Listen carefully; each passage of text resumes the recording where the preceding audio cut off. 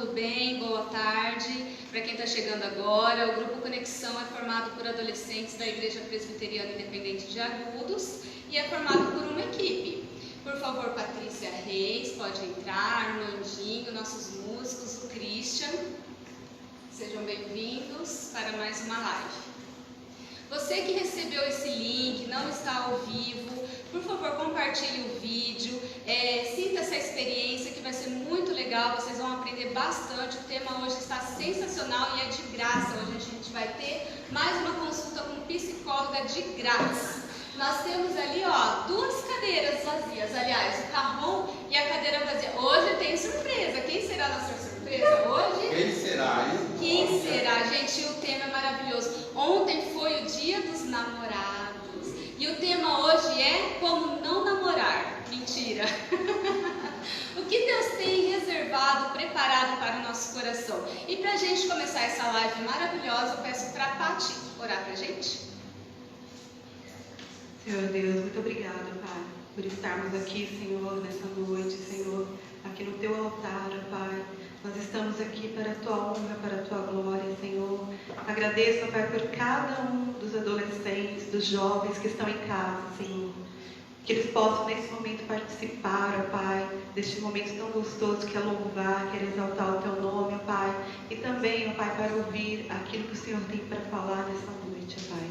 Nós te agradecemos, em nome de Jesus. Amém. Amém. Nós estamos muito felizes de estar mais uma vez aqui, né? A gente faz o nosso encontro do Grupo Conexão toda sexta-feira às 8 horas, mas infelizmente por conta do coronavírus a gente não está conseguindo fazer. Mas você pode participar das nossas lives todo sábado às 8 horas. Vamos lá então, gente. Pastor Isaías da Igreja Presbiteriana São Manuel. Igreja IPI São Manuel. Isso. E a sua esposa, Angélica, nossa psicóloga, seja muito bem-vinda. Passo para o louvor.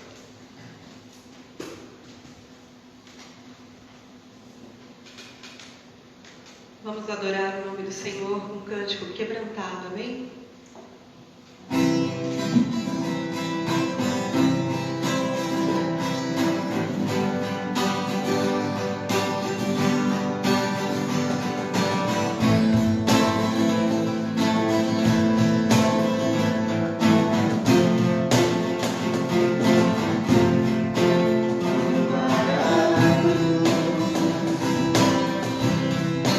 Para cruz eu vou.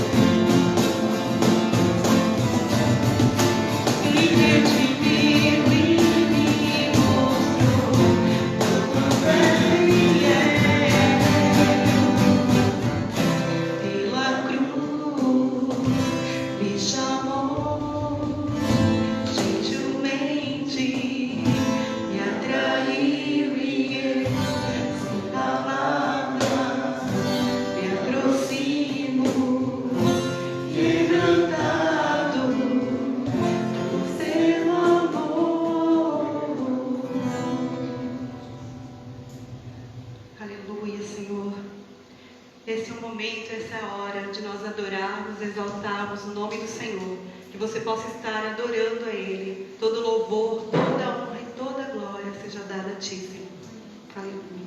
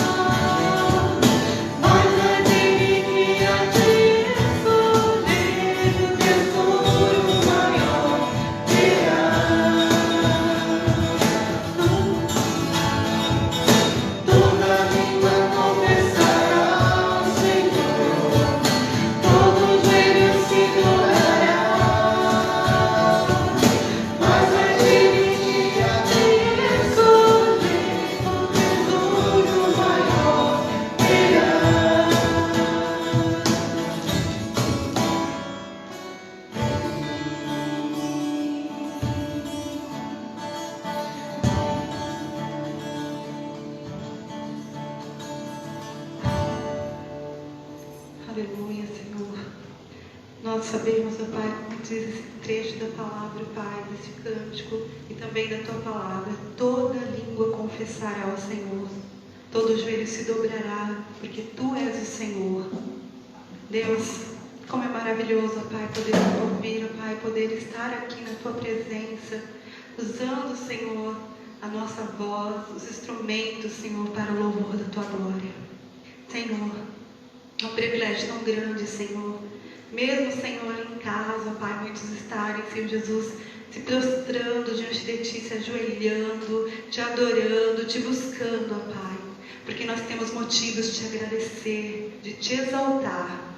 E é esse momento, ó Pai, que nós nos colocamos, ó Pai, nos prostramos, porque nós temos gratidão, Senhor, a cada dia. O Senhor tem nos dado fôlego de vida. O Senhor tem nos dado, Pai, a cada dia, Senhor, saúde, ó Pai. O Senhor tem nos dado a cada dia, Senhor, esse ar maravilhoso que respiramos, Senhor. Deus, nós queremos, ó Pai, Te agradecer. Te agradecer, ó Pai, por cada adolescente, por cada jovem, Senhor, Mesmo, ó Pai, não estando aqui presente, ó Pai, nós sabemos que nos teus lares eles receberão uma porção da tua palavra, Senhor. Muito obrigado. Louvado seja o nome do Senhor, ó Pai. Em nome de Jesus. Amém. Amém. Você que está chegando agora, nós somos o Grupo Conexão. O Grupo Conexão ele é formado por adolescentes da Igreja Presbiteriana Independente de Agudos e normalmente a gente se reúne toda sexta-feira às 8 horas. E é muito legal que o pastor Isaías, depois do nosso encontro, sempre tem uns quitutes para a gente experimentar, sabe? Sempre gosta. Hoje tem também o quitutinho, todo mundo mantendo a distância, né? Seja muito bem-vinda, a gente está muito feliz com a tua presença, viu, Angélica? A Angélica é nossa nutricionista, nossa psicóloga, perdão, a nutricionista era a Elô, do pastor Lucas. Aliás, a gente tem umas esposas de pastor, assim, muito abençoadas, né? Irmãos, podem mandar a pergunta ou no Grupo Conexão, ou aqui mesmo na live, ou no grupo da igreja, tá bom? A primeira pergunta, então, vai para a nossa psicóloga. E o tema? O tema é os planos de Deus para o meu coração. Tá? Aproveitando que ontem foi dia dos namorados, né? Nós somos adolescentes e adolescente não namora. Angélica, namorar cedo demais, essa não é uma pergunta minha, veio, tá? Namorar cedo demais pode afetar minha vida emocional? Boa noite a todos. Primeiramente, eu queria agradecer uma oportunidade para a gente também estar aqui. Fiquei muito feliz com o convite e de poder estar usando esse meu trabalho, né, como instrumento também, né, para a glória de Deus. A pergunta, então, você pode repetir fazendo favor? Posso, sim. Namorar cedo demais é um problema? Pode afetar minha vida emocional? Então vamos por partes. Namorar muito cedo, e eu pretendo trazer aqui, compartilhar as experiências que eu tive, né? As minhas experiências de vida também. Não que eu tenha tanta experiência, que eu seja tão velha assim, né? Mas eu já passei por essa fase, a fase da adolescência, né? O que a gente percebe? Na verdade, né, quais sempre são as orientações que os pais, né, os mais velhos ou aqueles que já passaram por isso, tentam fazer as orientações para os filhos, para os adolescentes, né? Que quanto mais ele tentar esperar, quanto mais ele se preparar, né, ou seja, estiver amadurecido, e emocionalmente também, mais preparado ele vai estar para entrar para esse relacionamento, para essa fase do namoro, né? Porque como todas as outras situações, vai passar por frustrações, por contrariações, né? A gente nunca sabe, a gente sempre pretende, né? Tá tão apaixonado no relacionamento, no namoro, que a gente sempre pretende que seja para casar, né? Para ficar para o resto da vida. Mas nem sempre é assim que acontece. Então, assim, quanto mais... Resumindo, né? Senão eu começo a falar... Resumindo, quanto mais... Esposa de pastor não fala, né? É que a gente nunca pode falar, né? Então, quando a gente está com o microfone, a gente aproveita. Então, assim, quanto mais jovem... mais imaturo, e agora eu vou trazer a minha experiência. Então, meu primeiro namoro eu tinha 14 anos. E eu não entendi o porquê a minha mãe e meu pai falavam: não quero que você namore, eu quero que você espere mais, eu quero que você estude, eu quero que... E eu não entendi o porquê. Na verdade, a gente não entende mesmo, né? É difícil para a gente entender, porque é um desejo muito grande, né? É um afeto muito grande, é uma fase, né, das novidades, de estar vivenciando isso, mas quanto mais jovem, e nem relacionando tanto com a idade, mas principalmente com a questão emocional, quanto mais imaturo, mais as consequências podem ser não tão boas e acabar trazendo marcas depois, né, para o resto da vida, ou até para os outros relacionamentos que você que vai ter posteriormente, né? Doutora, posso fazer uma pergunta? Pode, mas não precisa me chamar de Aproveita. doutora. Angélica, nós fizemos um trabalho aqui com os adolescentes e eu mostrei as fases, entendeu? Mostrei desde bebê, fui mostrando desde bebê até o casamento e filhos. Foi bacana. Eu falei que geralmente dessa fase dos 13 a pessoa já pula para os filhos. Olha quantas fases que perde. Então eu dei um susto tão grande neles que depois eles vieram conversar comigo por Armandinho do céu. Não é verdade? Aí eles começaram a ver pessoas assim que pularam de fase e hoje são pessoas tristes, infelizes. Entendeu? E isso que o senhor falou é interessante, porque assim, a gente tem a sensação que pula e que isso não vai ser experimentado depois. E infelizmente a gente vai vendo que algumas coisas que a gente não vivenciou, depois a gente quer vivenciar, né? E daí, só que assim, daí já não é o tempo mais, já não é mais o tempo apropriado, né? Tem as consequências também de vivenciar tardiamente aquilo que era para ser anteriormente, né? Isso, um processo natural. Obrigado. Jeremias 29:11 diz assim: Eu é que sei que pensamentos tenho a vosso respeito, diz o Senhor, pensamentos de paz e não de mal, para vos dar o fim que desejais. No grupo de adolescentes, normalmente a gente usa da linguagem de hoje, tá? Então eu vou passar para eles como que fica. Porque sou eu que conheço os planos que tenho para vocês, diz o Senhor, planos de fazê-los prosperar e não de causar dano, planos de dar a vocês esperança e um futuro. Pastor Isaías, joga a bola para o Senhor. O que Deus tem planejado para o nosso coração é muito bom, né, Pastor Isaías? Com certeza, com certeza. Obrigado mais uma vez, se apresentando aqui, sou esposo da digníssima aqui. Falar sobre isso é muito delicado, mas ao mesmo tempo é muito gostoso, porque a Bíblia ela não tem a pretensão de ir nem para um lado nem para o outro. Ela é a palavra de Deus, então ela nos orienta tranquilamente sobre essas questões. O mesmo texto que você leu de Jeremias, ele nos preenche a todas e quaisquer dúvidas e lacunas, né? O que Deus tem para nós? Há uma grande distância entre o que Deus tem para a gente, correto? Que Ele tem planos de nos dar bênçãos, etc., planos de paz, não de mal, aquela coisa toda que a gente tem nas traduções adversas aí, mas uma distância é o que Ele tem e como eu vivo o que Ele tem. O maior problema que eu vejo hoje é essa distância. A gente narra bastante, até como clichê, não, Deus tem planos maravilhosos a seu respeito, Deus tem ideias maravilhosas para você, Deus tem uma mulher maravilhosa para você, Deus tem um homem maravilhoso para você, enfim, a gente fala isso legal, e até com base na Bíblia, mas parece que isso não chega com tanta propriedade na vida das pessoas. Então há uma diferença entre o que Deus quer, e Ele quer de fato, o texto diz, mas eu experimentar o que Ele quer.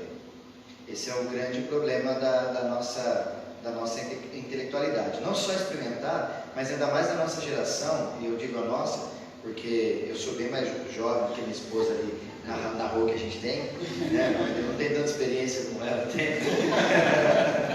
Eu estou com o microfone agora exato.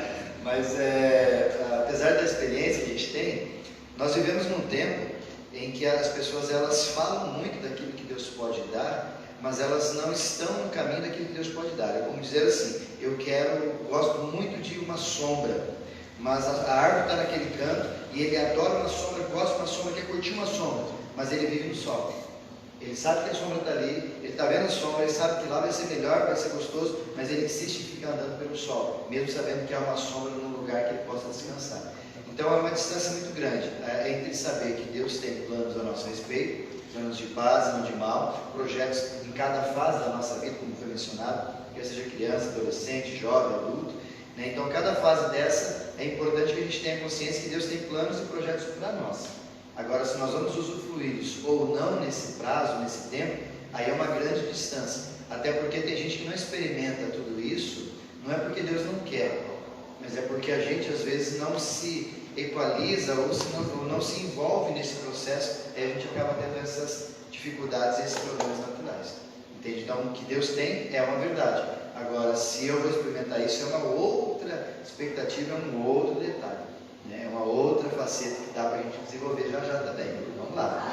Está esquentando. Dor de amor tem cura? Fala logo, fala logo. Dor de amor tem cura. Olha, ainda bem que tem, né? Quer dizer,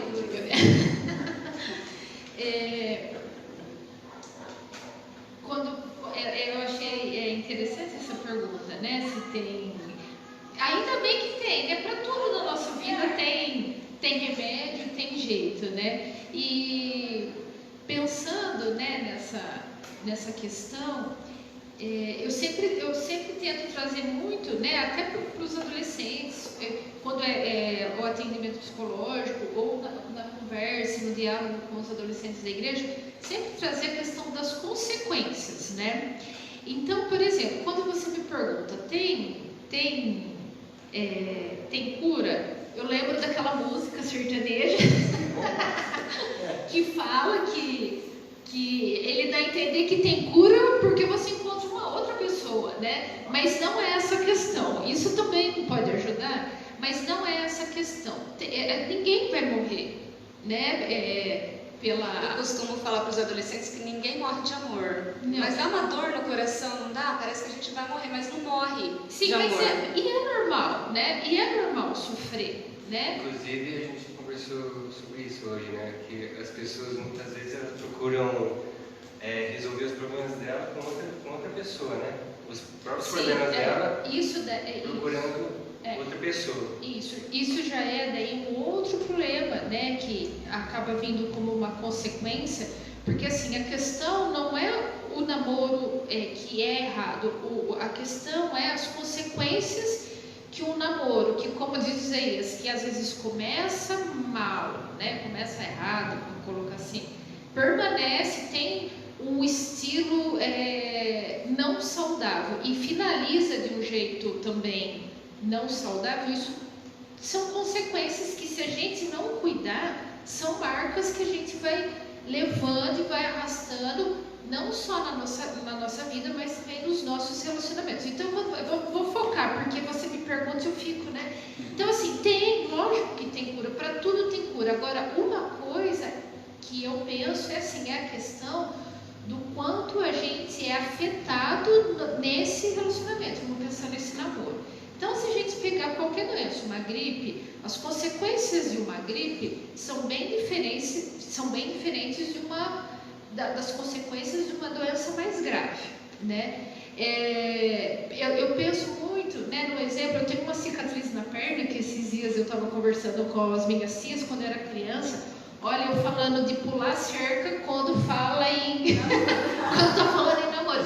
Mas eu era muito criança, eu fui passar e eu cortei. E os meus pais me levaram para dar o ponto. Então, ela cicatrizou, mas ela ficou uma marca. Não dói, sarou, né? Eu cuidei, sarou, fechou. Se eu ponho o dedo, não dói, né? Mas cada vez que eu olho para essa cicatriz, eu lembro do que aconteceu.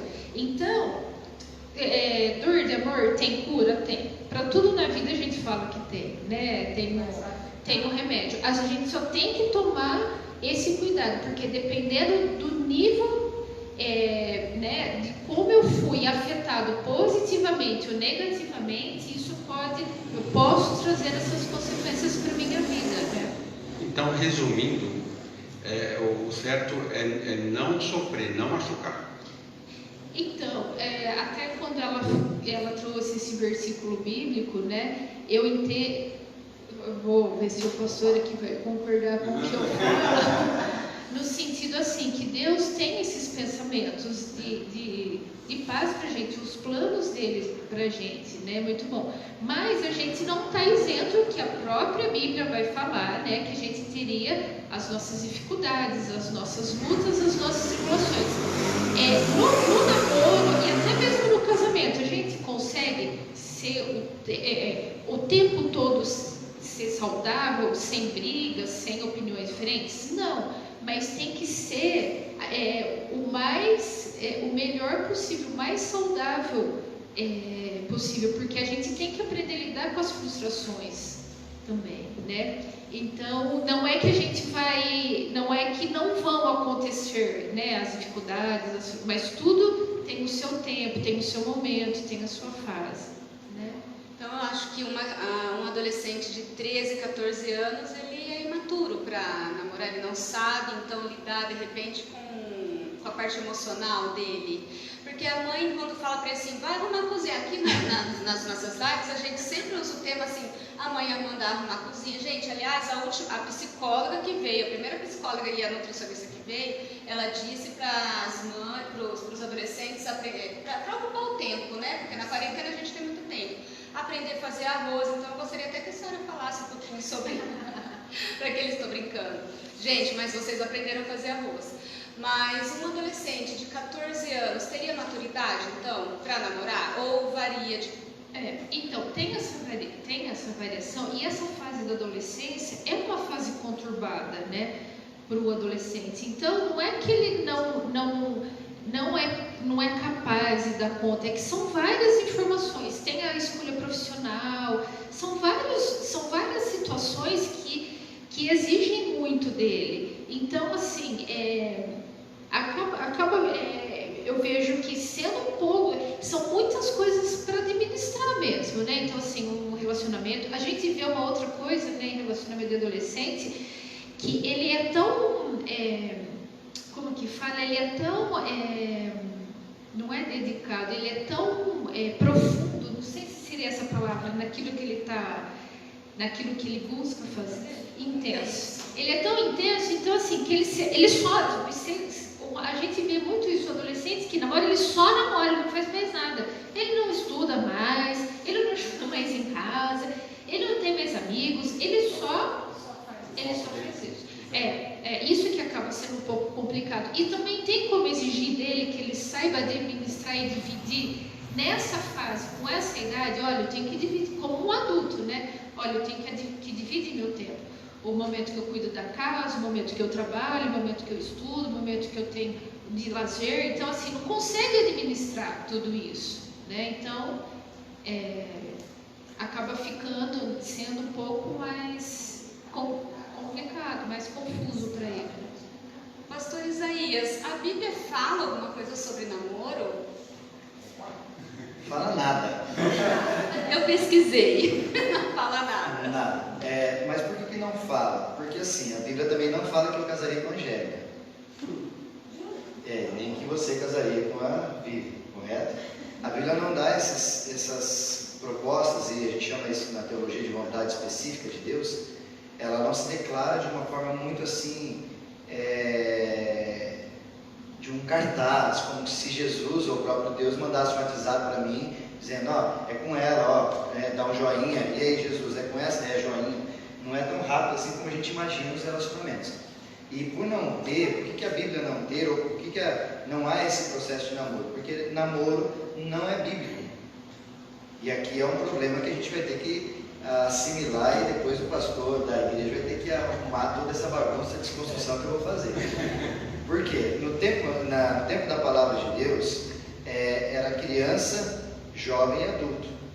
Esse termo adolescente, ou essa configuração no meio do caminho, que na minha opinião ela não minha, mas ela é moderna, mas na minha opinião, ela, ao mesmo tempo que ela ajuda a esclarecer algumas fases, até porque a própria palavra adolescente, adolescer é crescer com dor, então é a fase que ele mais tem dores, como a Angélica até mesmo disse.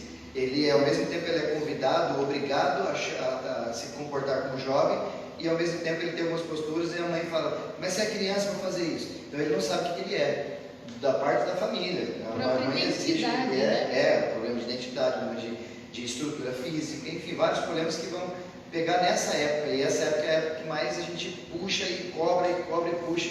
Então, para o adolescente é muito dolorida essa fase, demais.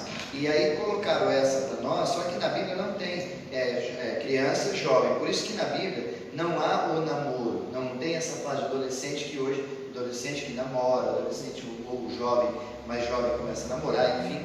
Mas não tem nem essa palavra, e também não tem a expressão namoro na Bíblia, não tem um versículo. Não namorarás, não matarás, não está lá nos 10, nos 15 mandamentos, não tem nenhum lugar. E por não ter, qual caminho que a gente faz então? Pastor, como é que eu faço? Se não tem, então não é para namorar? Não, nós usamos princípios bíblicos. Por exemplo, se eu vou casar, com alguém, a Bíblia fala, com quem você vai casar? Tem que casar com uma branquinha? Não. Com uma moreninha? Não. Com uma loirinha? Não. Com uma ruiva? Não, a Bíblia não diz nada disso. A única consideração que a Bíblia diz, e Paulo vai dizer isso na sua carta aos Coríntios, que você, no caso de uma separação, ou ali no caso de uma pessoa ter morrido, né, ela está livre, ela diz que você está livre para casar com quem quiser, desde que seja no Senhor. Então, o único argumento para você ter a escolha de com quem você vai passar o resto da sua vida, o princípio básico é que seja no Senhor. Agora, se ele é loiro ou morena, se ele é loiro ou moreno, isso é uma questão mais de gosto específico. Mas a proposta bíblica é que seja no Senhor. Então, quando você vai namorar, já que o namoro tem como propósito bíblico o namoro para se conhecer, biblicamente para se conhecer para casar, então você deveria namorar apenas quem é na mesma proposta. Então, o princípio é namorar quem é do Senhor. Só que o problema é que a gente tem um contrassenso entre um namoro, convicções de namoro do cotidiano cultural, que se aprende na escola, na televisão, qualquer coisa aí, e o namoro bíblico que se aprende na igreja, que por vezes, na maioria delas, quase que 99%, são extremamente antagônicas, porque biblicamente você namora para casar. No conceito do povo hoje, da população e da cultura, namora para curtir, e aí é extremamente antibíblico, então vai contra a palavra de Deus. Então eu Angélica sabe, os ovelhas nessa Samuel sabe, eu não falo muito, eu não dou muito indiretinha, mais ou menos. Eu falo que tem que ser e a Bíblia tem que ser e pronto. Se o adolescente, mas eu não concordo, não tem problema, é uma decisão que você vai ter que tomar. Agora, se você discordar, não é do pastor, é da Bíblia que você está discordando. Né? Porque não é a minha opinião, é o que a Bíblia diz a respeito dos propósitos de um relacionamento para se conhecer e futuramente casar. Então, só somando um pouquinho o que a minha esposa disse sobre a época, quando o Gênesis capítulo 2, 24 vai dizer que deixará o homem, ou seja, para se você ter um relacionamento onde você tem consciência de relacionamento, você tem que ser um homem.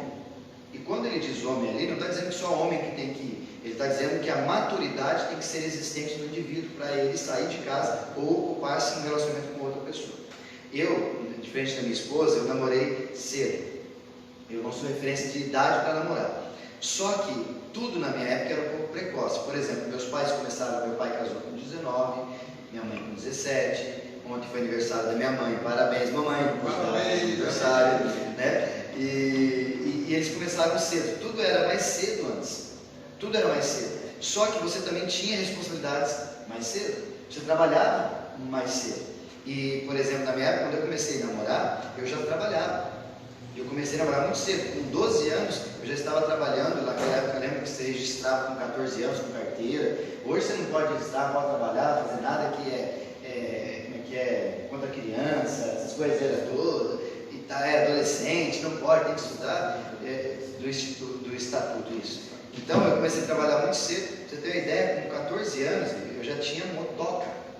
Eu tinha uma moto RD 135 com 14 anos. Eu não podia nem pilotar moto, já tinha moto. Mobilete, Monarch, Calói, todas. Só que assim, eu tinha responsabilidades em tese, pelo menos por um momento. Eu trabalhava à noite, estudava de dia. A minha primeira nota vermelha, estou só colocando aqui porque a Angélica falou sobre maturidade, porque não tem a ver com a idade só, tem a ver mais com o interior do indivíduo, né? O contexto todo. E minha mãe, quando eu pedi para namorar, eu pedi para ela falou assim: se você tirar qualquer nota baixa na escola, acaba o namoro. Combinado com você acordo. Minha primeira nota vermelha na escola foi no 3º ano, quando eu saí para jogar bola, para a escola. Aí eu deixei de fazer algumas provas, mas acabei passando, mas fiquei com menos. A nota média era 7, fiquei com 6,5, então era vermelha para a gente. Mas foi no 3º ano, 2º grau. Então, o que eu estou dizendo é que, às vezes até a gente fala do nosso, meu e da minha esposa, relacionamento, o meu. Pastor, quando você começou a namorar? Como é que foi esse namorar? Tal. Eu falo com alegria no sentido de responsabilidade. E responsabilidade importante que se tem. Porque todo mundo quer namorar sempre porque o pastor começou, mas não quer fazer as coisas que o pastor fazia na época também. Quer usar como exemplo só que convém.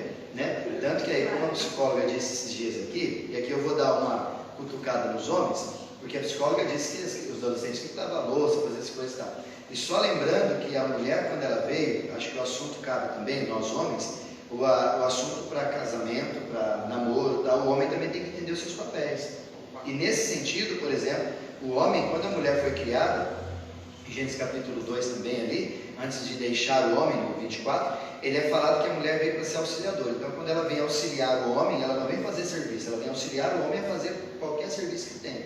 E se você for olhar para a Bíblia, serviços domésticos não são da mulher, são do homem. Você está entendendo? Por quê? Por quê? Samuel, Everson, Eric, arrumando a cozinha a partir de segunda-feira. Sabe por quê? Se existia já, a mulher não foi criada homem de manhã ou mulher à tarde, não. Já existia ação. A palavra de Deus diz que Deus olhando e viu que não era bom que o homem ficasse só. Então ele viveu um tempo na sua solidão. E quem fazia as ações dele? Ele, só ele. Então se tivesse uma cultura nossa, por exemplo, se eu estivesse aqui, tinha casa e tudo, quem ia varrer a casa, limpar a casa, fazer tudo na casa antes da minha Eva chegar? Sou eu. Agora o problema é esse, os homens nessa cultura, e aí não é Bíblia, é cultura. Não tem a Bíblia, não fala que a mulher tem que ficar em casa e o homem tem que trabalhar, a mulher tem que limpar a casa. Se você quiser olhar uma mulher bíblica, e estou falando que disso para mais para frente para entender casamento, né? Bíblia, na mulher, Provérbios 31 vai falar que a mulher trabalha fora, vai falar que a mulher ajusta, faz um monte de coisa, empreendedora, enfim, uma série de coisas, Provérbios 31. E o homem também precisa entender que esse é o papel dos dois. Por isso que quando você vai avaliar alguém, vamos supor, se eu for avaliar uma mulher, eu fiz com a minha esposa, eu vou conhecer e quero ver como é que ela é em casa quanto mulher, não como uma adolescente. Porque eu não quero ela para ser uma adolescente junto comigo só, eu quero uma perspectiva de que ela vai ser a mulher da qual eu vou me encontrar e ficar o resto da minha vida junto, casado. Então essa é a grande problemática. O homem às vezes confunde os seus papéis, as mulheres confundem os seus papéis. Mas homens aí, lavar louça, ajudar a limpar a casa, cuidar das coisas, não acaba com a gente continua homem, continua viril e fica firme. É isso. Faz o negócio de verdade. Aê, gostei. E a Bíblia fala isso. A Osiana, adorei a parte dos adolescentes ajudarem nos afazeres da casa. Aê! Aliás, os pais que assistem sempre gostam muito das nossas lives, porque a gente fica mandando eles fazer arroz, arrumar a cozinha, limpar a casa. Mas olha que interessante, Jesus, toda vez que ele ensinava os seus discípulos, ele fazia o seguinte, ele sentou perto dos seus discípulos à roda, catou uma bacia, catou uma toalha, ajoelhou e limpou os pés dos discípulos. E no final ele disse, estou fazendo para vocês repetirem. O grande problema dos pais com os adolescentes é que eles exigem que os filhos façam, mas não fazem. Por isso que é muito importante, um pai faz, ele tem autoridade de ensinar o filho a fazer. A mãe faz, tem autoridade de ensinar a filha a fazer. Os dois fazem, os filhos olham e só reproduzem, só copiam. Agora, é muito hoje comum o mandar fazer, faça o que eu falo, mas não se observa o que eu faço, porque eu não faço o que eu estou mandando você fazer. E dentro da comunidade cristã isso é um problema, porque hoje, na maioria das vezes, os filhos não querem adorar os deuses dos seus pais. Por quê? Porque não vê o Deus dos seus pais como um Deus plausível na perspectiva deles, da qual vale a pena se relacionar. Por quê? Porque meu pai é um pai na igreja e outro em casa, minha mãe é uma mãe na igreja e outra em casa, então eu prefiro, nessa dúvida, eu prefiro não me relacionar. Então, a maior problemática que eu vejo dos afazeres e tal, em todas as esferas nesse sentido, é o exemplo. Se quer olhar para Jesus, é o exemplo. Faz primeiro, ensina o seu filho, ensina a sua filha, e aí eles vão aprender e vão desenvolver posteriormente de forma natural. Isso é tão verdade assim, que eu era criança, adolescente, eu achava a coisa mais linda. Meu pai abria a porta para minha mãe entrar no carro. E isso eu faço há 40 anos para minha esposa hoje. Entendeu? Então puxei. O pessoal fala assim, isso existe? Existe. Inclusive, um dia eu peguei carona com o Armandinho e eu vi ele fazendo isso com a Marli. Eu falei, Armandinho, a porta da Marli está quebrada. É tão natural. Então é natural para um e não é comum para o outro. Mas por quê? Porque falta exemplos. Falta exemplos. Eu vejo isso, começa em casa, falta exemplo de todos os procedimentos, tanto ações assim, quanto um carinho, uma cortesia, quanto uma espiritualidade. Falta exemplo. Peguei um casal esses dias e eu perguntei para ele, qual a última vez que seu filho viu vocês dois orando? Pastor, não sei, não lembro. É que a gente ora no secreto, né, Maria? Agora eu vou usar a Bíblia para ajustar ainda essa situação. Mas tudo bem. Mas é o exemplo que tem que ser. Isso que você falou, né, desse novo comportamento, né, que os adolescentes estão se descobrindo na casa é muito interessante, né, porque esse período de quarentena a gente tem recebido num grupo de psicólogos bastante orientação, né, com relação a como administrar esse tempo, né, para que isso não torne a pessoa mais ansiosa, ociosa também. Então, é um momento onde tem oportunidade, né, de fazer aquilo que antes não dava tempo, né, que não dava tempo, de ter uma nova rotina. E os adolescentes aprenderem, né, a fazer coisas que eles nem sabiam que eles gostavam, que eles não tinham oportunidade de... Em outro momento, eu não tinha oportunidade de alguém me ensinar, me auxiliar na cozinha para eu aprender como que faz, como que começa. Então, esse tempo que a gente fala, né, maior que a gente está tendo, na verdade, a gente tem que tentar ver o lado positivo, né? O que eu posso aprender? Que novas habilidades eu posso aprender e descobrir que eu gosto? Olha, eu gosto de cozinhar, gosto de mexer na terra, gosto, né? Gosto de plantar, e daí coisas mais... Dormir, né? Isso não precisa... coisas até mais manuais, mais artesanais. Né? Na verdade, eles mesmos vão descobrindo aquilo que eles têm, né? Mais jeito, mais habilidade, né? E é um momento de descobertas. Qual que é o nome da mãe, pastor? Maria Góes. Maria Góes, parabéns. Parabéns também para o Marcos, presbítero, aniversário dele hoje. Parabéns para o Eric, nosso adolescente, aniversário amanhã. Olha que bênção. Você viu só? Angélica, para os pais, o que a gente poderia orientá-los, né, nesse período que os adolescentes estão aí ociosos, ansiosos, né, e de repente muito tempo ali na internet, né, vai saber com quem está se falando, né? O que você orientaria esses pais? Uma das alternativas que a gente tem orientado é com relação a essa questão do tempo mesmo, né? Porque quanto mais ocioso, mais acaba fazendo coisas que acabam não tendo proveito nenhum, né? Então, uma coisa que a gente tem orientado bastante é com relação a essa rotina, tentar manter uma rotina, né, de atividades dentro da casa. Para quê? Para que não fique tão ocioso. Então, isso, eu acredito que seja um pouco disso que eu falei, que é buscar descobrir novas habilidades, né? O que eu antes tinha o desejo de fazer, né? A mãe ensinar para o filho, ou ela sabia que o filho tinha o interesse, o desejo de fazer algo que não dava, né, que devido à correria não conseguia, agora dá para, né, agora dá para experimentar, dá para tentar, dá para fazer. Então é tentar descobrir outras possibilidades, porque assim, a internet e o jogo é algo que eles já vinham fazendo. Vai tirar porque está na quarentena? Falar, não, você não pode jogar. Não, mas assim, tenha um tempo para isso, né? Dá para estipular o tempo. Olha, você pode também continuar fazendo isso que você gosta, né? Num tempo determinado, limitado. Mas o que mais você gostaria? E juntos dá para a gente descobrir, né? Coisas novas, coisas diferentes, andar de bicicleta, outras, né? Pensar em outras. Talvez os pais resgatarem um pouco do que eles faziam na infância, porque assim, devido até à correria do trabalho, do dia a dia, nem consegue passar, né, assim, as brincadeiras que eles tinham na infância. Meu filho não vai gostar, isso é coisa da minha época hoje. Mas será? Você já tentou? Você já ofereceu? Você já mostrou? Você já fez junto com ele, né? Então, é oferecer outras possibilidades, outras alternativas, né? Para que ele não fique, né, só fazendo o que ele já sabia fazer. E nessa fase, tem muitos adolescentes que estão em casa, como a gente está falando, ocioso, ansioso, né? Esses dias a gente teve uma notícia de um suicídio de adolescente, né? E na nossa cidade sempre tem casos desse. Pastor, o que o senhor poderia falar, uma palavra de conforto, ou uma palavra para que eles, né, se estiverem nessa situação aí de tristes, ou, enfim, né, ansiosos mesmo por esse período, né? O que a gente poderia falar para eles? Só para adolescente?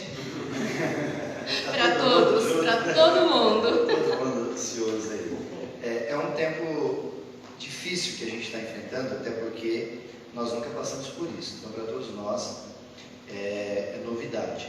Tanto para a igreja, quanto para esse movimento que a gente está desenvolvendo aqui, essa live, era para estar com o pessoal aqui, a gente conversando abertamente, mas não dando, a gente está tendo que fazer no distanciamento, correto? Então, para nós é tudo novo, tanto a igreja é novo, para a igreja, para o governo é novo, para os políticos é tudo novo, para os profissionais é para todo mundo. E para a família também, é uma novidade que veio, e às vezes ninguém avisou a gente que ia chegar, e ninguém nos preparou para o processo. Eu creio que essa é a maior dificuldade que nós estamos tendo. Tanto que, só para fazer um paralelo, o Covid, esse vírus, ele vem e ele tem muito mais ação, na sua maioria, digamos assim, segundo os especialistas e cientistas, naqueles que têm uma imunidade ou alguma pré-deficiência que vai assimilá-los, né? Então, eu vejo que a maior dificuldade nossa, talvez, nesse tempo, é que nós não fizemos o dever de casa, que era se cuidar muito mais, inclusive agora nessa flexibilidade nós estamos nos cuidando, e aí nós estamos cada vez mais num tempo de medo, né? Tem ocupado nosso coração esse medo, essa angústia, essa preocupação, insegurança da manhã, porque o adolescente talvez ele está com medo, mas é divertido ficar em casa, ele está com apreensão, mas ainda é divertido, porque ele não tem responsabilidade da hora que chegar nas contas no final do mês, não é ele que vai ter que pagar, são os pais. Então são preocupações distintas. O adolescente tem a sua preocupação da manhã, voltar para a sala, estudar, perder um ano, perder o Enem, faculdade.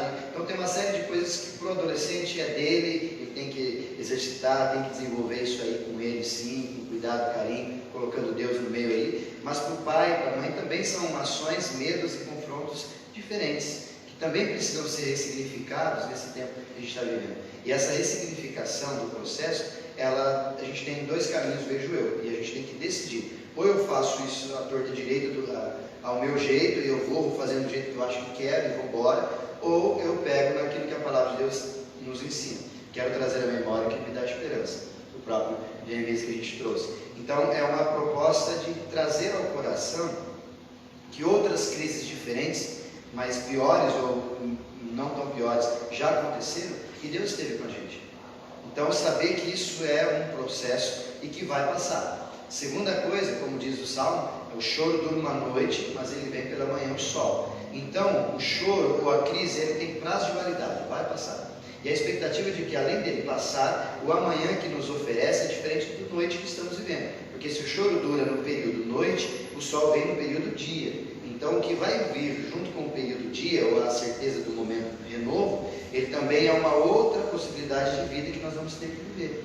Então, há uma esperança, há uma possibilidade, já podemos olhar nos horizontes e ver realidades de outros países na Europa que já estão bem, já está voltando até futebol, com arquibancada, com tudo, ou seja, já está se ajustando. Então, é uma possibilidade visível de que as coisas podem passar. Agora, a grande questão que eu vejo e deixo para nós primeiro, se cuidar, para que se tiver que ter, que passemos por ela com resiliência, com força para não atribularmos nesse sentido. Segundo, entender que há um final e que Deus continua no controle de todas as coisas. E essa terceira, que eu creio que é a primeira, não de ordem, mas a mais importante, é entender que nós estamos na mão de Deus e que tudo está na mão de Deus. Me perguntaram esses dias, me permita fazer essa explanação, talvez responda a dúvidas de alguns adolescentes, jovens e adultos.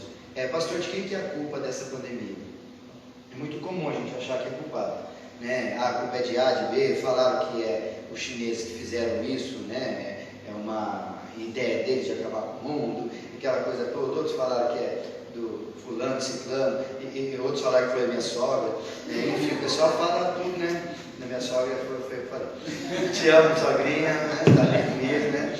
Mas enfim, a gente inclusive ele te ama. Isso. Mas a sogra da minha esposa é a melhor. A minha sogra é a segunda, mas a sogra da minha esposa é a melhor que tem.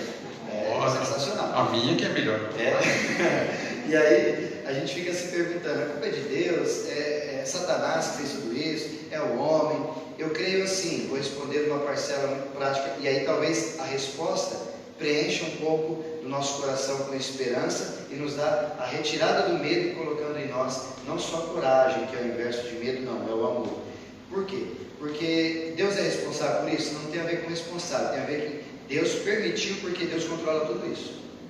Se aconteceu, Deus permitiu. Era a vontade de Deus? É uma outra questão que não dá para entrar agora, mas Deus permitiu. Por quê? Porque tudo está no controle. Deus não foi pego de surpresa. Nossa, apareceu o vírus lá, Espírito Santo, agora como é que faz Jesus? Deus não é pego de surpresa.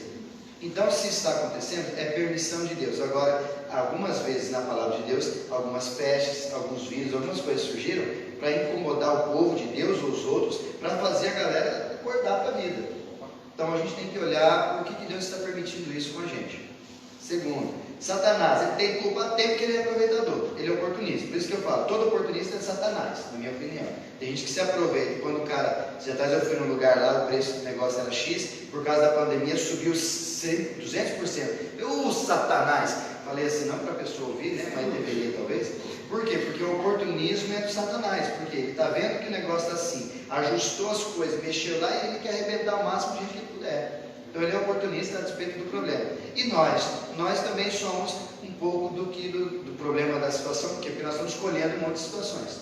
E aqui eu vou fazer uma crítica para o meu Brasil. Se nós tivéssemos pensado muito mais em saúde, como não pensamos há muito tempo atrás, qualquer governo que seja, talvez nós não teríamos lotação de leito, um monte de coisa assim, e talvez ela viesse, como nos outros países melhores, e tivéssemos uma qualidade melhor para desenvolver com a doença. Então também é consequência nossa. Então há partes de cada um de nós no processo. A grande questão é, o que estou fazendo nesses 3 parâmetros? Se eu estou fazendo, vou cuidar de mim, lavar as mãos, sair menos, ficar em casa, se eu posso, eu vou ter responsabilidade e empatia, as duas coisas têm que andar junto, porque não é só responsabilidade, mas eu tenho que olhar para o outro, eu não pego, mas eu posso também fazer o outro pegar, enfim, fazer essas coisas, responsabilidade. Se eu tivesse essa responsabilidade, primeiro ponto. O segundo é Satanás, temos que mandar embora, temos que orar, temos que estar na luta mesmo, que ele é derrotado, temos que partir para cima e dar na orelha dele. O terceiro ponto é o que? Se Deus está no controle de todas as coisas, é confiar que Deus continua no controle, que Ele não perdeu o controle, que Ele continua e que nós temos que confiar, descansar e perguntar, Senhor, o que o Senhor quer fazer comigo nesse tempo de crise? O que o Senhor quer que eu faça? A igreja, como o Senhor quer que a igreja se manifeste? A minha casa, as situações, como é que a gente vai reagir a tudo isso? Então é uma esperança da parte de Deus, uma responsabilidade da minha vida e uma luta em relação às potestades e coisas do mal. Vocês estão gostando, gente? Eu estou gostando muito. Nossa, eu estou demais. Pastor, e Angélica, vamos fazer o seguinte. Faz de conta que eu sou uma adolescente da igreja presbiteriana independente lá de São Manuel. E eu estou gostando eu tenho lá com meus 14, 15 anos, eu estou gostando de um menininho que toca no louvor. E aí eu vou conversar com vocês, né, para saber, meus pais são da igreja e tudo mais, e eu não quis me abrir com a minha família, né? O que o senhor teria, o que a senhora teria para dizer para mim nesse momento? Gente, não é indireta para nenhum adolescente, para os pais que estão nos assistindo, não está acontecendo isso. Já sentaram perto, ó. E ali já até foi próximo para ficar claro, né? Ó, a questão de namoro, eu creio assim, biblicamente, ela precisa partir da compreensão da casa, antes da igreja. O que eu estou dizendo com isso? A responsabilidade da igreja é auxiliar junto aos pais, e não os pais. Porque eu já vi gente chegando assim, adolescente, eu cheguei em casa e briguei com meu pai. Por quê? Porque o pastor X tem tatuagem, eu quero fazer e meu pai não quer deixar, então eu briguei com meu pai. Ou seja, o que está determinando a tatuagem não é o que os pais dizem, é o que o pastor ou a igreja está dizendo. Não, a igreja, só para situar em local, a igreja ela auxilia a família. Então essa preocupação, vai namorar, não vai, com quem, como, ela primeiro precisa partir de um relacionamento paterno, materno, do diálogo com os seus pais, para depois, inclusive os pais ou os próprios adolescentes com seus líderes, perguntar também. Mas a prerrogativa é lá. Pastor, mas onde está isso na Bíblia? Porque a palavra de Deus diz que nós devemos honrar nossos pais até o final. Não diz, honra pai e mãe até 18 anos. É assim que está na Bíblia? Honra pai e mãe até 50 anos. Não é assim que está na Bíblia. É honrar pai e mãe até que pai e mãe seja pai e mãe. Inclusive aqui a gente tem falado muito isso, né, Armandinho? Quer viver bastante? Honra pai e mãe. Inclusive é o mandamento com promessa, para a gente viver. E ela é repetido lá várias vezes na Bíblia, inclusive em Efésios também, sobre esse propósito da competência do adolescente, do jovem e do filho.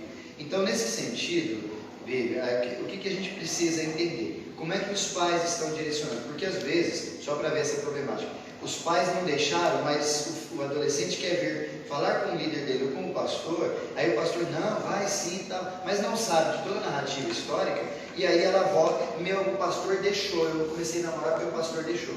Entende? Então a prerrogativa é, toda vez que vem comigo, a primeira pergunta que eu faço, o que seus pais dizem sobre isso?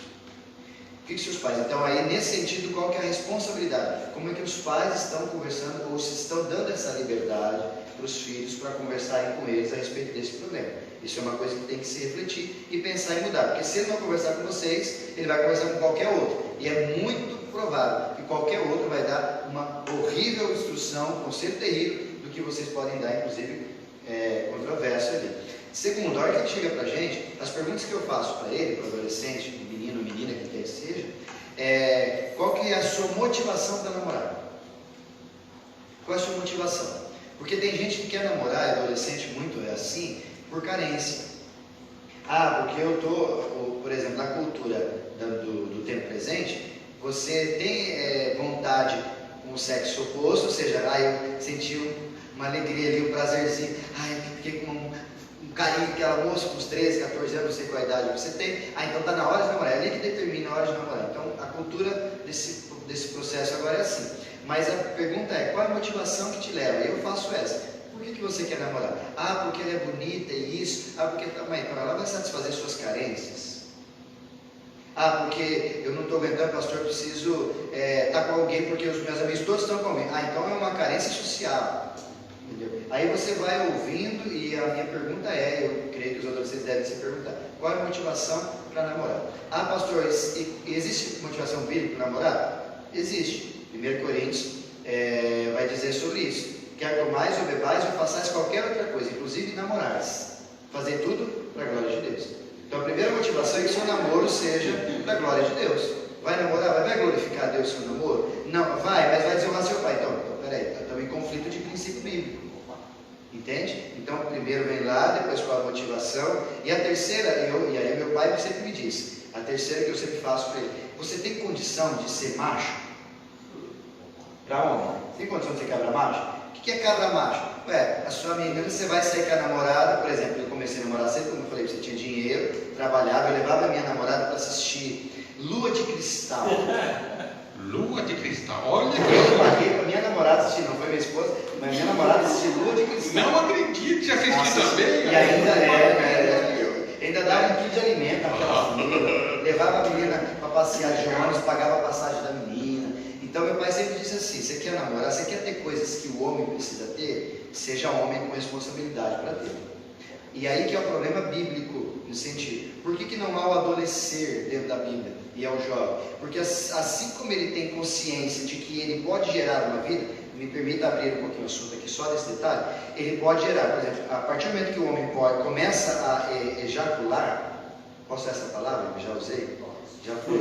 A partir do momento que ele pode dar vida, ejaculação, sêmen, ele pode fazer isso. Então, a partir desse momento, biblicamente, no contexto não só judaico, mas bíblico como um todo, ele tem que ter a consciência de que ele pode por si gerar uma vida. E isso é muito sério. Por isso que quando ele passa dessa fase, ele tem que passar dessa fase, não virar adolescente, segundo a cultura e Bíblia, tá? Não contra o que está aqui, mas ele tem que ter a consciência de que ele tem responsabilidades muito sérias para viver. E a mulher a mesma coisa, quando ela passa da puberdade, aquele momento quando ela pode ovular e falar, nossa, eu posso gerar uma vida, isso é muito sério. Só que, então, se é sério, tem que ter responsabilidade. Se você tem que ter responsabilidade e relacionar isso com alguém a respeito disso, me faz entender, peraí, eu preciso tomar cuidado. E aí meu pai me chamava a atenção, você é homem para namorar? Você vai pedir dinheiro para levar a namorada para o cinema, por assim? Eu vou, eu não namoro. Então, como eu tinha trabalho, eu começava a trabalhar, ganhava meu dinheirinho, levava para namorar, e até hoje nunca pedi um centavo meu pai para fazer nada a respeito do namoro. Nada. E olha que eu comecei a namorar cedo, estou com 27 anos agora, estou jovem e tive isso. Então são isso. Seus pais, o que eles dizem, a sua motivação, qual é, e se tu é responsável por aquilo que você está destemido a atravessar essa fase. Eu falaria isso lá, e dos olhos nos olhos. E depende dos olhos do peão, ele fala, ei, volta lá para casa, você não vai inventar não. Muito legal, show de bola. Complementando um pouquinho, né, com isso que o Isaías falou, realmente, um adolescente, na verdade, que vem com essa procura, né, procurando orientação, seja de um líder, seja de um psicólogo, na verdade, ele já demonstra uma maturidade, né? É claro, quando ele vem perguntar e não só confirmar, né? No caso, ter o aval, né? Eu já decidi, mas eu só estou indo perguntar para eu ter mais, para eu ter algo que me certifique. Então, isso já mostra, mas não é assim que acontece, né? Se a gente trazer mesmo para o contexto do tratamento psicológico, nunca é assim, só vem... Isso só aparece depois que já teve um problema. E eu acredito, né, que como o Isaías falou, que a gente procurar saber, no meu caso, né, como que é essa questão lá na casa, né, já vai trazer muita informação. Se é algo que tem aprovação dos pais, né, porque o pai já conhece o filho, né, a filha, conhece. Se já, olha, é o fulano, também já conhece essa pessoa. Então, se lá já vem conflito, então quer dizer que a coisa já vem, né, mais complicada. Então, o fato dele procurar essa informação antes de começar a namorar já demonstra até uma certa maturidade. Olha, eu vou procurar saber, né? Não que ele consiga conter esse desejo, isso que é muito próprio da idade, que até foi o que o Isaías falou, e por isso que é uma fase tão complicada, porque além dessa questão da identidade, né, então, ora eu sou, para minha mãe, ora eu sou criança, né, para eu poder sair, para eu poder fazer algo, eu sou criança, mas para eu ajudar em casa, eu já não sou mais criança. Então, isso para o adolescente também traz, né, e daí não é um erro dos pais, eles também estão se adaptando a essa nova fase da criança. Então, ora criança ou adolescente, ora eu exijo, ora eu solto a corda, ora eu trago ora eu prendo demais. E essa questão também que a gente vê nos adolescentes, que eu acho que é algo que impulsiona e motiva muito também nos relacionamentos, que é a questão hormonal também, né? Que está tudo à flor da pele. A questão social, eu vejo os meus amigos, todo mundo namora, então às vezes não é nem que eu gosto tanto, mas eu vejo todo mundo namorando, o que vão falar de mim se eu não tiver um namorado, se eu tiver uma namorada, né? Então eu acho que é um conjunto mesmo, tentar entender o contexto, né? Toda a situação, porque ela já vai trazer, né, e as expectativas, a motivação, como ela compreende se é um namoro, já vai trazer informações do que ela está querendo escutar, na verdade. Ou não, né? E só um gancho rapidinho, um pouco de... Os pais também precisam ter um pouco de tranquilidade e paciência, porque eles já foram adolescentes no momento. Eles não pularam essa fase. E é muito conturbado, porque ser adolescente, aqui me permite dizer isso, ser adolescente sem tecnologia era uma coisa. Adolescente com tecnologia é outra proposta de diálogo. Então, ao mesmo tempo que os adolescentes precisam ter paciência com seus pais, porque eles estão também tentando se adaptar, como foi colocado, os pais também têm que ter a mesma paciência, o mesmo cuidado. Por isso que eu volto a falar sobre a prioridade desse tipo de conversa. Pai e filho chamar, vem cá, vamos conversar aqui, dentro de casa. Que às vezes eles têm medo dos pais, né? Exato. Até um dia eu estava ouvindo, na televisão inclusive, era entrevista e tal, e aí a pessoa, não lembro se era psicóloga, enfim, falou assim que os filhos deviam ter medo dos pais, né? E eu tenho um filho de 5 anos, e quando eu coloco ele para dormir, ele abre o coração, né? Ele fala tudo o que aconteceu no dia a dia, às vezes coisinha que ficou lá atrás, e ele vai, né? E a gente vai conversando tudo, porque eu quero ser amiga dele. Porque quando ele chegar na fase da adolescência, eu quero que ele chegue, mãe, eu tô gostando de uma amiguinha. Até com 5 anos, ele chegou pra mim, até vou perguntar, de aproveitar o gancho. Ele falou pra gente, né, Cris? Mãe, é errado, quando eu cheguei perto de uma amiguinha da escola, não vou falar o nome, eu fiquei nervoso, mãe, é normal? E ele tem só 5 anos. Será que eu tô apaixonado? Ele tem 5 anos, eu quero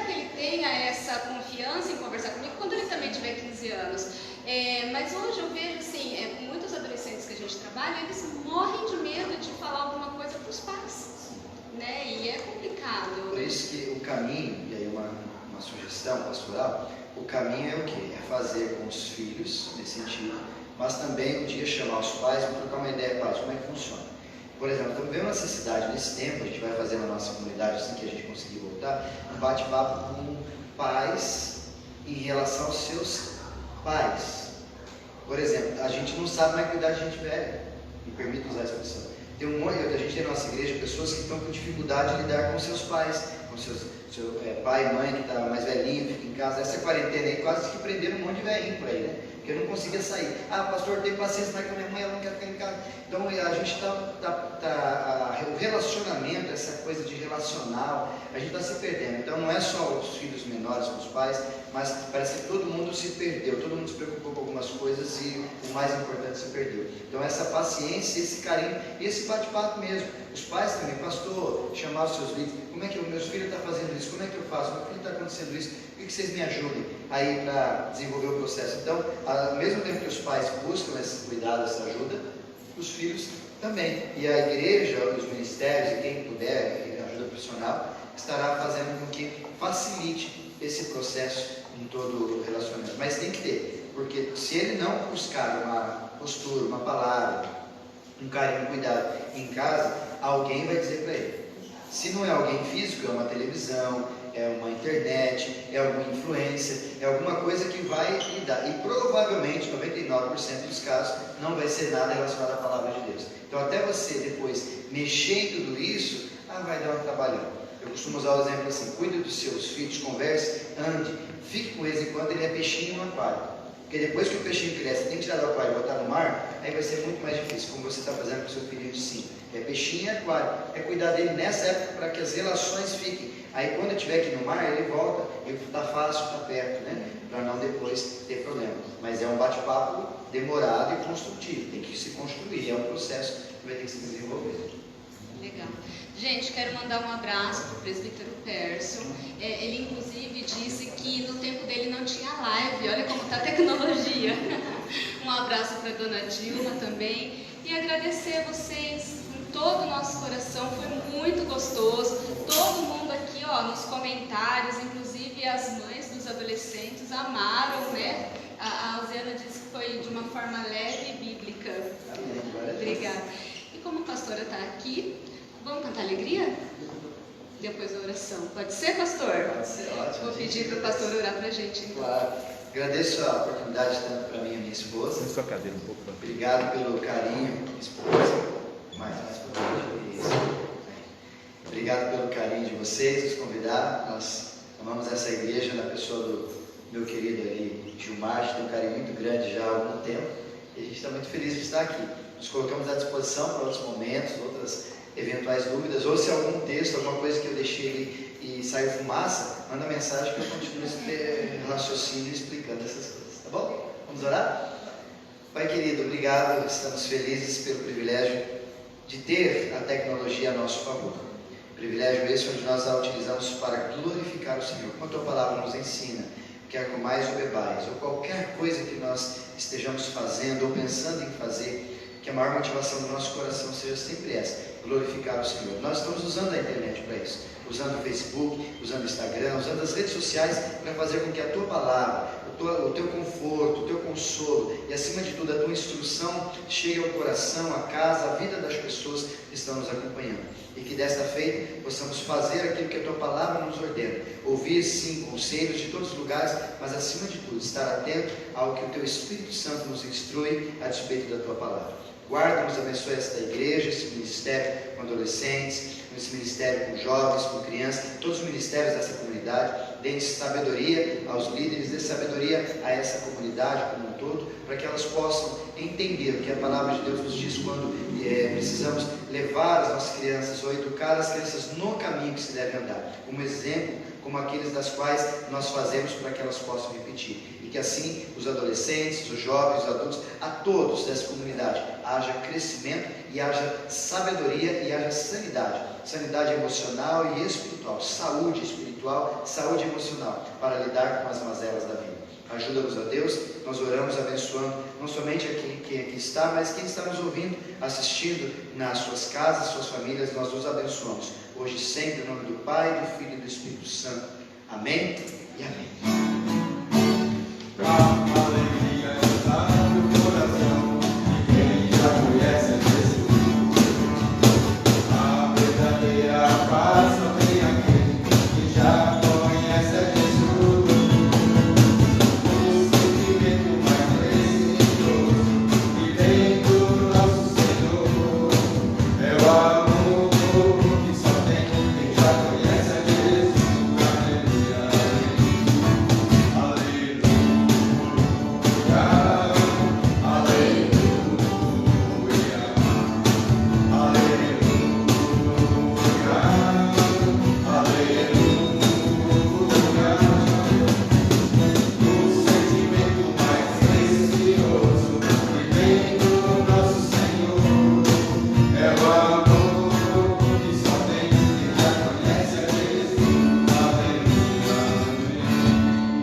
E ontem foi dia dos namorados.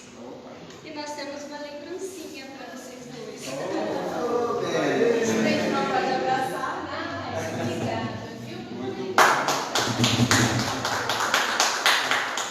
Gente, obrigada pela participação. Muita gente participando, mandando mensagem. Obrigada a todos. E nós estamos finalizando mais uma live até sábado que vem às 6 horas, onde nós teremos outra surpresa. Fiquem com Deus. aleluia.